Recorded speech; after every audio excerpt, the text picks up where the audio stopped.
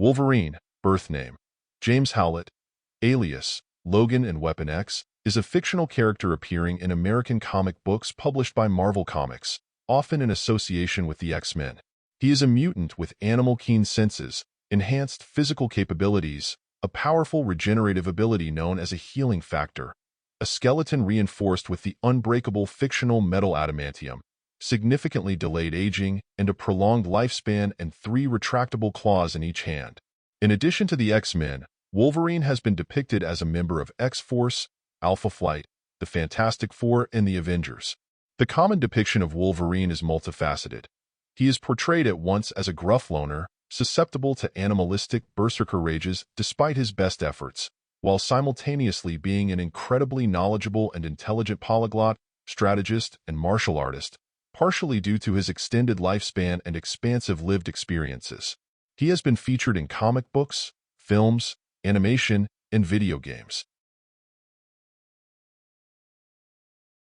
The character first appeared in the last panel of The Incredible Hulk number 180 before having a larger role in number 181, cover dated November 1974, in the Bronze Age of comic books.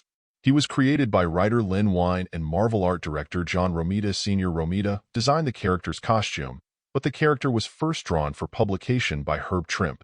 Since 2017, Marvel editor-in-chief Roy Thomas has also claimed co-creator credit. Wolverine then joined a revamped version of the superhero team the X-Men. Writer Chris Claremont, artist Dave Cockrum, and artist-writer John Byrne would play significant roles in the character's development. Artist Frank Miller collaborated with Claremont and helped revise the character with a 4-part eponymous limited series, cover dated from September to December 1982, which debuted Wolverine's catchphrase, "I'm the best there is at what I do, but what I do best isn't very nice." The subsequent 1991 Weapon X storyline by Barry Windsor Smith established that Wolverine had received the adamantium grafted to his skeleton in a torturous process conducted by a secret government project intended to create a super soldier, and that this experience led to post-traumatic amnesia. In 1979, Wolverine featured in his first solo story, At the Sign of a Lion, published in Marvel Comic number 335, UK. Written by Mary Jo Duffy, with pencils by Ken Landgraf and inks by George Perez, marking Perez's debut as an inker, the story centers on Wolverine as the protagonist. The narrative unfolds in a bar, where Wolverine, sitting alone, becomes embroiled in a fight with Hercules after the latter attempts to intimidate him. This story is notable for being Wolverine's first appearance as a standalone character, separate from the X-Men. Wolverine is typical of the many tough antiheroes that emerged in American popular culture after the Vietnam War. His willingness to use deadly force and his brooding loner nature became standard characteristics for comic book antiheroes by the end of the 1980s. As a result, the character became a fan favorite of the increasingly popular X-Men franchise and has been featured in his own solo Wolverine comic book series since 1988. Wolverine has appeared in most X-Men media adaptations, including animated television series, video games, and film. In live action, Hugh Jackman portrayed the character across 10 installments of the X-Men film series produced by 20th Century Fox between 2000 and 2017, and reprised the role in the Marvel Cinematic Universe, MCU, film Deadpool and Wolverine, 2024. Henry Cavill portrayed an alternate version of Wolverine dubbed Cavalrine in Deadpool and Wolverine. Troye Sivan portrayed a young version of Logan in the 2009 film X-Men Origins, Wolverine.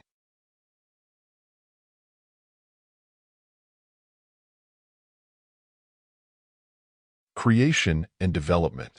Marvel Comics editor-in-chief Roy Thomas asked writer Len Wein to devise a character specifically named Wolverine, who was a Canadian of small stature and with a Wolverine's fierce temper. John Romita Sr. designed the first Wolverine costume and believes he introduced the retractable claws, saying, "When I make a design, I want it to be practical and functional. I thought, if a man has claws like that, how does he scratch his nose or tie his shoelaces?" Wolverine first appeared in the final teaser panel of The Incredible Hulk number 180, cover dated October 1974, written by Wine and penciled by Herb Trimpe.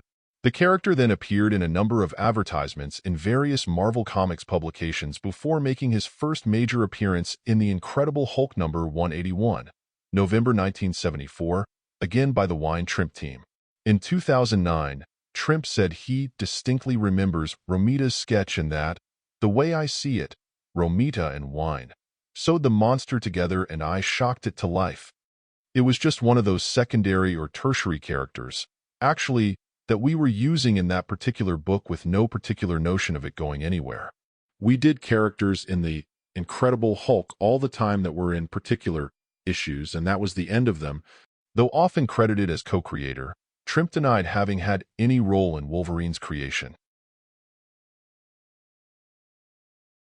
The character's introduction was ambiguous, revealing little beyond his being a superhuman agent of the Canadian government. In these appearances, he does not retract his claws, although Wine stated they had always been envisioned as retractable. He appears briefly in the finale to this story in The Incredible Hulk number 182. Wolverine's next appearance was in 1975's giant-size X-Men number 1, written by Wine and penciled by Dave Cockrum, in which Wolverine is recruited for a new squad. Gil Kane illustrated the cover artwork, but incorrectly drew Wolverine's mask with larger headpieces.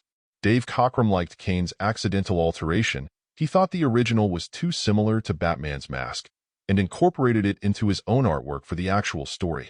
Cockrum was also the first artist to draw Wolverine without his mask, and the distinctive hairstyle became a trademark of the character.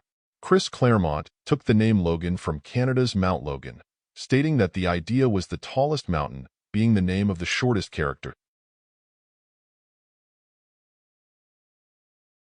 A revival of X-Men followed, beginning with X-Men number 94, August 1975, drawn by Cockrum and written by Chris Claremont. In X-Men and Uncanny X-Men, Wolverine is initially overshadowed by the other characters, although he does create tension in the team as he is attracted to Cyclops' girlfriend, Jean Grey. As the series progressed, Claremont and Cockrum, who preferred Nightcrawler, considered dropping Wolverine from the series. Cockrum's successor, artist John Byrne, championed the character, later explaining, as a Canadian himself, he did not want to see a Canadian character dropped.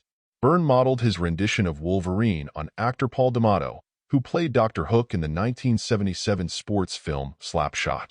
Byrne also created Alpha Flight, a group of Canadian superheroes who try to recapture Wolverine due to the expense their government incurred training him. Later stories gradually establish Wolverine's murky past and unstable nature, which he battles to keep in check. Byrne also designed a new brown and tan costume for Wolverine, but retained the distinctive Cockrum cowl. Cockrum had introduced a new costume for Wolverine, taken from his adversary Fong, in the final issue of his run, but it was dropped one issue into Byrne's run because he and Cockrum alike found it painfully difficult to draw. In 1979, Wolverine featured in his first solo story, At the Sign of a Lion, published in Marvel Comic number 335, UK. Written by Mary Jo Duffy, with pencils by Ken Landgraf and inks by George Perez, marking Perez's debut as an inker. The story centers on Wolverine as the protagonist. The narrative unfolds in a bar, where Wolverine, sitting alone, becomes embroiled in a fight with Hercules after the latter attempts to intimidate him. This story is notable for being Wolverine's first appearance as a standalone character, separate from the X-Men. Wolverine's first intended origin. Despite suggestions that co-creator Len Wein originally intended for Logan to be a mutated Wolverine cub, evolved to humanoid form by an already established Marvel geneticist, the High Evolutionary, Wein denies this. While I readily admit that my original idea was for Wolvie's claws to extend from the backs of his gloves, I absolutely did not ever intend to make Logan a mutated Wolverine. I write stories about human beings, not evolved animals, with apologies for any story I may have written that involved the High Evolutionary. The mutated Wolverine thing came about long after I was no longer involved with the book. I'm not certain if the idea was first suggested by Chris Claremont, the late, much-missed Dave Cockrum, or John Byrne when he came aboard as artist, but it most certainly did not start with me. 14. Wein said on the X-Men Origins, Wolverine Blu-ray special features that he has read 10 Things You Did Not Know About Wolverine, which says the character was originally intended to be a mutated Wolverine cub, and that this rekindled Wine's frustration. He again stated that he had always known that Wolverine was a mutant. In an article about the evolution of Wolverine included in a 1986 reprint of the Incredible Hulk #180-181, titled Incredible Hulk and Wolverine, Cockrum said he considered having the high evolutionary play a vital role in making Wolverine a human. 16. Writer Wine wanted Wolverine to be the age of a young adult, with superhuman strength and agility similar to Spider-Man. This changed when Wine saw Cockrum's drawing of the unmasked Wolverine as a hairy 40-year-old. Wine originally intended the claws to be retractable and part of Wolverine's gloves, and both gloves and claws would be made of adamantium. Chris Claremont eventually revealed that they were an integrated part of Wolverine's anatomy in X-Men number 98, April 1976. Writer Jeff Loeb used a similar origin for Wolverine in the Marvel continuity, having feral mutants be an evolved life form. Wolverine's second intended origin. John Byrne said, both in interviews and on his website, that he drew a possible face for Wolverine, but then learned that Dave Cockrum had already drawn him unmasked in X-Men number 98, April 1976, long before Byrne's run on the series. Later, Byrne used the drawing for the face of Sabretooth, an enemy of the martial artist superhero Iron Fist, whose stories Chris Claremont was writing. Byrne then conceived of the idea of Sabretooth being Wolverine's father. Together, Byrne and Claremont came up with Wolverine being about 60 years old and having served in World War II after escaping from Sabretooth, who was about 120 years old. 21st century. Sales for X-Men comics declined somewhat at the turn of the 21st century, and Grant Morrison was hired to revive interest in the characters, including Wolverine, by means of the more experimental New X-Men. Frank Quitely and Chris Bachalo drew many of these issues, as well as a returning Mark Silvestri. Subsequently, he featured in the astonishing X-Men series initially written by Joss Whedon and illustrated by John Cassaday. At the turn of the century, in addition to the Wolverine series and appearances in the various X-Men series, another publication expanded upon the character's past. Origin, a 6-issue limited series by co-writers Joe Quesada, Paul Jenkins, and Bill Gemas and artist Andy Kubert, November 2001 to July 2002. A second solo series, Wolverine. Origins, written by Daniel Way with art by Steve Dillon, spun off of, and ran concurrently with, the second Wolverine solo series. Following Larry Hama's exit from the Wolverine solo title, Mark Millar became a particularly influential writer for the character. In 2008, he and artist Steve McNiven explored a possible future for Wolverine in an 8-issue story arc entitled Old Man Logan that debuted with Wolverine number 66. Wolverine appears as a regular character throughout both the 2010 to 2013 Avengers series and the 2010 to 2013 New Avengers series. Early life and backstory. Wolverine was born as James Howlett in northern Alberta, Canada, approximately near Cold Lake, during the late 19th century, purportedly to rich farm owners John and Elizabeth Howlett, though he is actually the illegitimate son of the Howlett's groundskeeper, Thomas Logan. After Thomas is thrown off the Howlett's property for an attempted rape perpetrated by his other son, named simply Dog, he returns to the Howlett Manor and kills John Howlett. In retaliation, young James kills Thomas with bone claws that emerge from the back of his hands. As his mutation manifests, he flees with his childhood companion, Rose, and grows into manhood on a mining colony in the Yukon, adopting the name Logan. When Logan accidentally kills Rose with his claws, he flees the colony and lives in the wilderness among wolves until he is captured and placed in a circus. Saul Creed, brother of Victor Creed, frees Logan, but after he betrays Logan and Clara Creed to Nathaniel Essex, Logan drowns Creed in Essex's potion. Logan returns to civilization, residing with the Blackfoot people. Following the death of his Blackfoot lover, Silver Fox, at the hands of Victor Creed, now known as Sabretooth, he is ushered into the Canadian military during World War I. During World War II, Logan teams up with Captain America and continues a career as a mercenary. He serves with the 1st Canadian Parachute Battalion during D-Day and later with the CIA before being recruited by Team X, a Black Ops unit. Sometime after World War II and before joining Team X, Logan spends time in Madripoor before settling in Japan, where he marries Itsu. While Logan is away from home, Romulus sends the Winter Soldier to kill the pregnant Itsu and has her baby taken from her womb. The boy would later become Dakin. Logan believes his son to be dead for many years. As a member of Team X, Logan is given false memory implants. Eventually breaking free of this mental control, he joins the Canadian Defense Ministry. Logan is subsequently kidnapped by the Weapon X program, where he remains captive and experimented on until he escapes. It is during his imprisonment by Weapon X that he has adamantium forcibly fused onto his bones. James and Heather Hudson help him recover his humanity following his escape, and Logan begins work as an intelligence operative for the Canadian government's Department H. Samurai aspiration. The essence of Logan's character is a failed samurai. To samurai, duty is all, selfless service the path to their ultimate ambition, death with grace. Chris Claremont. Chris Claremont says that he drew some of his characterization of Wolverine from Conan the Barbarian, declaring that Wolverine in his essence is a lot closer to Conan than any other Marvel hero we have. He also compared Wolverine to Hulk, because of his tendency to lapse into a berserker rage while in close combat. In this state, he lashes out with the intensity and aggression of an enraged animal and is even more resistant to psionic attack. Though he loathes it, he acknowledges that it has saved his life many times, it being most notably useful when he faced the telepathic Mr. X, as X's ability to read his mind and predict his next move in a fight was useless, as not even Wolverine knows what he will do next in his berserk state. Despite his apparent ease at taking lives, he mournfully regrets and does not enjoy killing or giving in to his berserker rages. Logan adheres to a firm code of personal honor and morality, and he generally only responds in a violent or deadly manner to enemies attacking him with deadly force. He often tries to restrict killing to a last resort, though he will often respond to deadly force with deadly force. Mental health struggles and psychological profile. Wolverine is frequently depicted as a gruff loner, often taking leave from the X-Men to deal with personal issues or problems.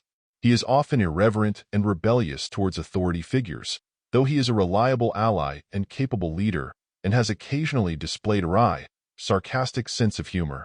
J. Andrew Deman points out that while Wolverine is commonly associated with hypermasculinity, at least in Claremont's characterization, he also consistently demonstrates an emotional intelligence and sense of empathy to an extraordinary degree.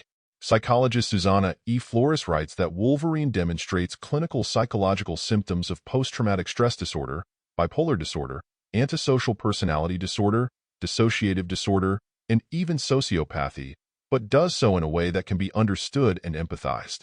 She interprets his origin story as a depiction of complex childhood trauma and its effects of dissociative amnesia and hypervigilance. Larry Yarbrough, a clinical psychologist and Navy veteran, says that some of Wolverine's personality traits are typical of combat veterans. The violent/kind demeanor of vets who witnessed war is paradoxical. Logan has an extremely reactive temper, but he's also a kind person. The violent mood swings are a symptom of trauma, not a reflection of his character. Yarbrough also observes Wolverine's habitual smoking and drinking as coping mechanisms for this experience of trauma. In addition, Wolverine practices zazen sitting meditation to maintain self-control and restore mental health. Canadian identity. Wolverine is the best-known Canadian superhero. In civilian clothes, he usually dresses in Western wear characteristic of Saskatchewan and Alberta. One of the early Wolverine artists, John Byrne, was raised in the latter of these provinces. Vivian Zenari has written about Wolverine's Canadian patriotism. Wolverine must have national pride, almost out of structural necessity, in order to justify the Canadianness that coalesces around him. His primary connection to Canada is his affinity for the wild outdoors. One of Wolverine's nicknames is Old Knucklehead, a variation on a slang term for Canadians. Powers and abilities. Wolverine is a mutant with a number of both natural and artificial improvements to his physiology. Healing and defensive powers. Wolverine's primary mutant power is an accelerated healing process, typically referred to as his mutant healing factor, that regenerates damaged or destroyed tissues of his body far beyond that of normal humans. In addition to accelerated healing of physical traumas, Wolverine's healing factor makes him extraordinarily resistant to diseases, drugs, and toxins. However, he can still suffer the immediate effects of such substances in massive quantities. He has been seen to become intoxicated after ingesting significant amounts of alcohol and has been incapacitated on several occasions with large amounts of powerful drugs and poisons. S.H.I.E.L.D. once managed to keep Wolverine anesthetized by constantly pumping 80 milliliters of anesthetic a minute into his system. His healing factor allowed him to survive the experimental surgical binding of the virtually indestructible metal adamantium to his bones and claws, to which he was subjected under the Weapon X program, in later comics called the Weapon Plus program. While the adamantium in his body prevents or reduces many injuries, such as broken bones and decapitation, his healing factor must also work constantly to prevent metal poisoning from killing him. When his healing powers were rendered inactive, Beast synthesized a drug to counteract the adamantium poisoning. Wolverine's healing factor also dramatically affects his aging process, allowing him to live far beyond the normal lifespan of normal humans. Despite being born in the late 19th century, he has the appearance, conditioning, health, and vitality of a man in his physical prime. While seemingly ageless, it is unknown exactly how greatly his healing factor extends his life expectancy. Although Wolverine's body heals, the healing factor does not suppress the pain he endures while injured. Wolverine also admits to feeling phantom pains for weeks or months after healing from his injuries. He does not enjoy being hurt and sometimes has to work himself up for situations where extreme pain is certain. Wolverine, on occasion, has deliberately injured himself or allowed himself to be injured for varying reasons, including freeing himself from capture, intimidation, strategy, or simply indulging his feral nature. Though he now has all of his memories, his healing abilities can provide increased recovery from psychological trauma by suppressing memories in which he experiences profound distress. Depictions of the speed and extent of injury to which Wolverine can heal vary due to a broad degree of artistic license employed by various comic book writers. Originally, this was portrayed as accelerated healing of minor wounds, though Chris Claremont, head writer of the X-Men comics from the mid-1970s to the early 1990s, increased Wolverine's healing factor substantially, though not nearly as much as later writers would. During the 1980s, Wolverine's mutant healing factor is depicted as being able to heal massive levels of trauma, though his recovery time could extend to days, weeks, or months before fully healing, often depending upon the severity of the injuries, their extent, and the frequency with which they are inflicted. Wolverine has also stated that his body actually heals faster when the injury is grave or life-threatening. During the 1990s through the modern era, other writers have increased Wolverine's healing factor to the point that it could fully regenerate nearly any damaged or destroyed bodily tissues within seconds. Among the more extreme depictions of Wolverine's healing factor include fully healing after being caught near the center of an atomic explosion and the total regeneration of his soft body tissue, within a matter of minutes, after having it incinerated from his skeleton. An explanation is given in a recent miniseries starring Wolverine for the increase of his healing powers. In the series, Wolverine is referred to as an adaptive self-healer after undergoing numerous traumatic injuries to test the efficiency of his healing factor. Wolverine has endured so much trauma, and so frequently, that his healing factor has adapted, becoming faster and more efficient to cope with increasing levels of trauma. The Xavier Protocols, a series of profiles created by Xavier that lists the strengths and weaknesses of the X-Men, say that Wolverine's healing factor is increased to incredible levels and theorizes that the only way to stop him is to decapitate him and remove his head from the vicinity of his body. It is possible to suppress the efficiency of Wolverine's healing powers.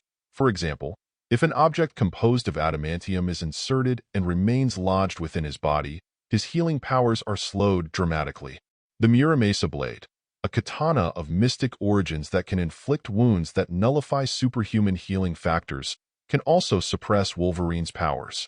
It has also been noted that Wolverine needs protein for his healing factor to generate tissue, meaning that if he was seriously injured and malnourished, his body might not be able to repair itself. His healing factor has also been turned off using nanites. On one occasion, Wolverine finds himself temporarily deprived of his healing factor, with the scientist and X-Man Beast revealing that an intelligent virus originating from the microverse had shut off Wolverine's healing factor, though not before it purged his body of the virus, leaving him as susceptible to injury, disease, and aging as any ordinary human. It has been suggested that Wolverine can be killed by drowning. He has said that he is not particularly fond of being in the water, due partially to the weight of his adamantium-laced skeleton, and that he can die if held underwater long enough. His healing factor would only prolong the agony.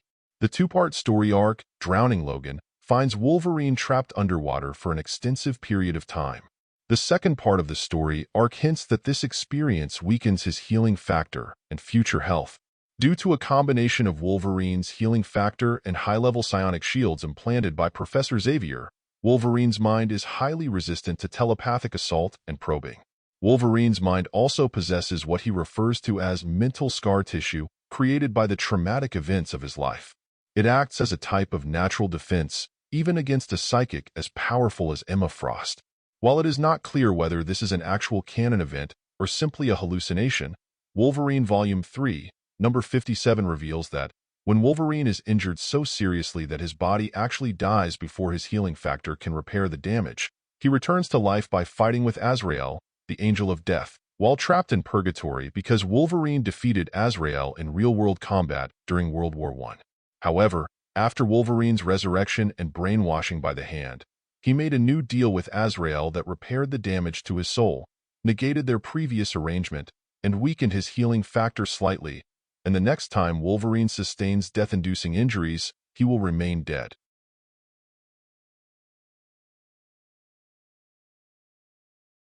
Thanks for watching your cinema.